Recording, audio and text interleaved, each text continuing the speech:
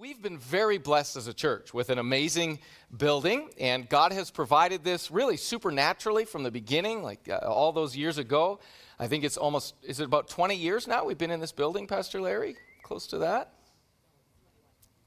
21 years in this building, yeah. And I'll tell you, right from when we got it, the way Pastor Terry tells the story, Pastor Terry was the lead pastor at that time, he said they should have accepted our first offer because we actually paid less for the building than we first offered for it all those years ago. We paid, I think, $400 and some thousand for this building, which is amazing. I mean, that's a miracle all by itself. And at that time, we had nothing, like no money to pay for it. It was just in faith, stepping out, and then people sacrificing and so on. Anyway, we've got this beautiful building, and we have renovated it once, and then twice, and then 3 times, and then 15 times, and then 25 times.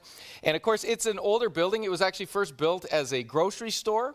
When we moved in, we were just in a small part of it and rented out a whole bunch of it so that we could help pay the bills. And then as the church grew, we renovated and renovated and renovated and renovated and renovated and renovated. You're getting the picture of that, right? And the bathrooms and the foyer and this sanctuary and expanded this sanctuary several times over and over and over and over and over. And one of the real blessings has been, as we've done that, partly that we've been able to do it piece by piece so that it hasn't been a massive burden. It would be millions of dollars of renovations that we've done here, but we've done it bit by bit. And then also, one of the blessings has been that we've had Pastor Larry, who's amazing, and thank God. And he has facilitated those renovations in a way that has allowed us to kind of be like our own general contractor. So we brought in trades and so forth, but we've also put in a ton of our own sweat equity, and we have also worked really hard to make sure that we've done things with excellence, but at the same time invited people to be generous to us even while they were working on our building. And so we have gotten amazing deals. And honestly, as we've done renovations, by my estimate, we've probably got it done them for about half or even sometimes a third of what they would normally cost because of that. So I'm blown away by that time and time again. So anyway, there's always more to do, right? And every time we do some, you see other areas, and you're like, and actually during COVID, we did this sanctuary, and we lifted the ceiling in this sanctuary. So you might not even have noticed when you came back after COVID, but our sprinkler system was all redone in that, and our electrical and our lighting, and the ceiling itself was redone. And it was a massive project. We're dreaming about doing something similar, a little bit different, but something similar in our foyer still, because our foyer still has the ceiling, the old ceiling, and it's definitely outdated, and the electrical and sprinklers and such out there. So we're still dreaming about working on that. But in the meantime, we have an immediate project that needs to be done right away. And that is the roof of our building. So being built in what I think is 1958 that this building was built in. It has a flat roof. It's called tar and gravel. They're notorious for leaking, and it's been leaking from the day we bought the building. So we find ways to work around that, put a bucket under the leak and various things, and then we can patch the leak and so on. But we've been doing that now for 20 years, and sometimes that goes better than other times, but it's been working for us, and we thank God again for that. But this last few years, that has gotten way, way more serious. And part of the challenge is the guy that was coming, he was kind of doing it for us very generously, that was patching those things.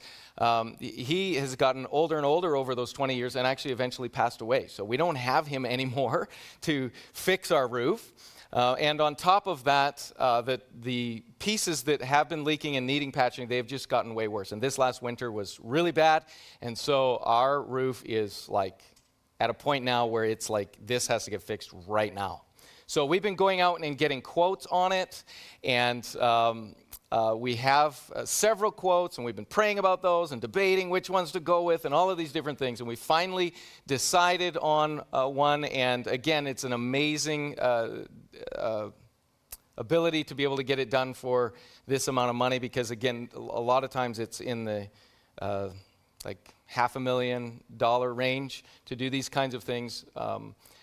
But anyway, we believe we can get it entirely done for $120,000, just under $120,000, which would be awesome. And what that will do is will allow us to take the rest of our roof that we haven't repaired yet and have that repaired.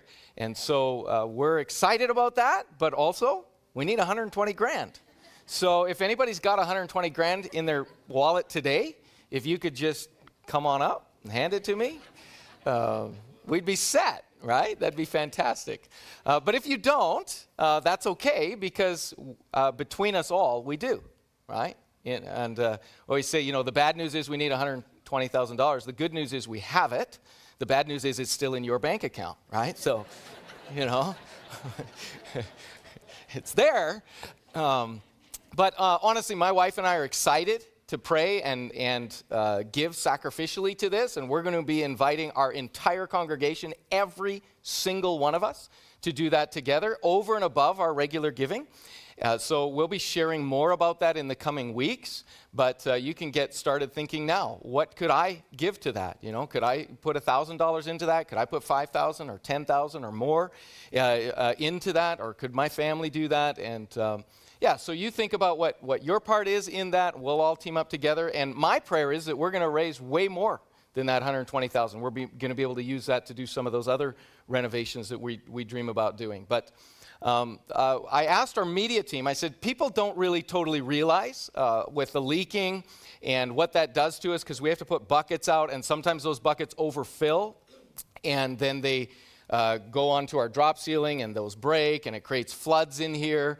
Sometimes one time it went on our photocopier, which is a several $1,000 piece of equipment. Our photocopier repairman told us it was actually a miracle when he took the water out of it that it works fine. It's like, bizarre, right? And we were like, dude, we're used to miracles around here. We're church, But so sometimes it's dripped on precious equipment. I actually asked one of the guys who was helping us get quotes, I asked him, what do you think? Like, how serious is this roof thing? And he said, look, we are sitting on probably a $3, $4, $5 million asset here as our building. Our roof protects that building. We need to do this, right? Just two other stories quick. One is that on the first Sunday, we went to 3 services. We had a massive snowfall. This was in late October, just most recent. And I was kind of discouraged because, it's like your first 3-service Sunday, and it's this massive snowfall. It was crazy, and it was one of those Sundays that a lot of people couldn't make it in, and highways are closed. And so we had 3 services, but we didn't need 3 services, We could have easily filled it, put everybody in one service.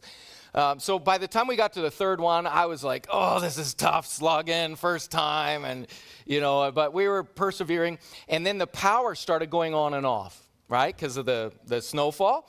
So the power was going on and off, and I'm trying to preach, but I'm so distracted by the small crowd and by the power coming on and off, and I can see the screens are resetting and unresetting, and people are not really, and I'm thinking, like, I should just end the service now. Like, there's no point in this, we should just call her done. And right then, this stream of water comes down out of the ceiling, whoosh, and just pours out. So one of the buckets in our attic had tipped over. I didn't know that. I just saw this stream of water coming down onto the carpet. Thankfully, it wasn't on anybody's head, right? Like, whoa. But it was quite shocking. And thankfully, because I was like, well, if that keeps going, I am stopping the service. Like, I can't preach while there's water dumping into our sanctuary. But thankfully, it stopped, and we finished the service and thought, wow, that's pretty wild. Second story is a while back, it was a rainy night, and it was leaking worse than we thought. And Sunday morning, our sound man, Dan Gannon, came in. He was the first one in. And as the door closed, it kind of shook, it banged, closed. And right behind our sound booth here in the lobby, there had been some water leaking and filling the ceiling tiles. And so when he closed the door coming in the building, that all gave way. And it just went sploosh down. Like, we're talking like who knows, a ton of water and a bunch of ceiling tiles all bang. Scared the living daylights out of him, right? Because it's in the dark, And I got a text message at 7 a.m. as I'm driving in to the service from Dave, who's our production guy, and he said, "Hey, Pastor, I just want you to know there's a big mess in the foyer, but we have a team coming to clean it up and dry it out and get it 100% ready for services, so you don't have to worry at all." Which is, we have an amazing team, and they do that over and over for me. And he knew what I would be like walking in and seeing that disaster and going like, we want excellence, as people walk in, and we want your friends and neighbors and coworkers and family members to come in and have a fantastic experience, all of that. So anyway, we don't want to have to do that anymore. So I asked our media team, I said, could you just put together some pictures, and these are just from our iPhones and random things. We put together some pictures and video clips of the last few months since this leak has gotten bad. When you guys are doing repairs, you'll take a picture and send me a picture of that. Or when you're emptying buckets of water from the attic, or when you're, seeing that mess in the foyer or whatever. So could you put together some of those pictures so people can see just how serious the need is? So they did that, and then they added some music to it to make it kind of fun. So this is real serious, but you can smile a little bit. Okay, so check this out.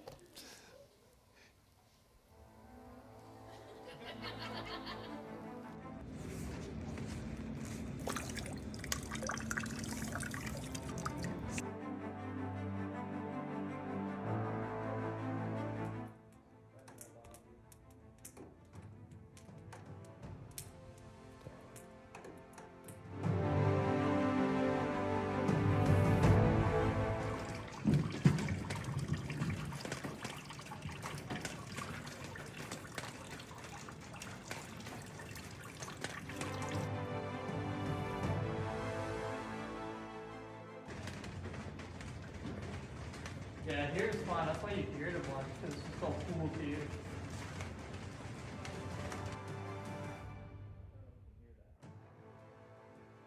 Hey guys, this has been the water leaking.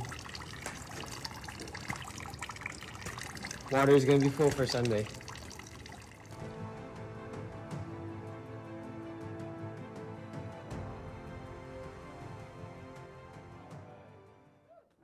Job of that, didn't they? Yeah. So, what I hope you think when you see all of those things is, oh my goodness, I had no idea, right? Which is exactly. And anyway, we're acting now, and we're engaging with the roof contractors, getting them as quickly as we can, and we're going to get that thing fixed. Amen? All right. And we're going to give together to be able to pay for it as well. So we'll share more about that next Sunday as well.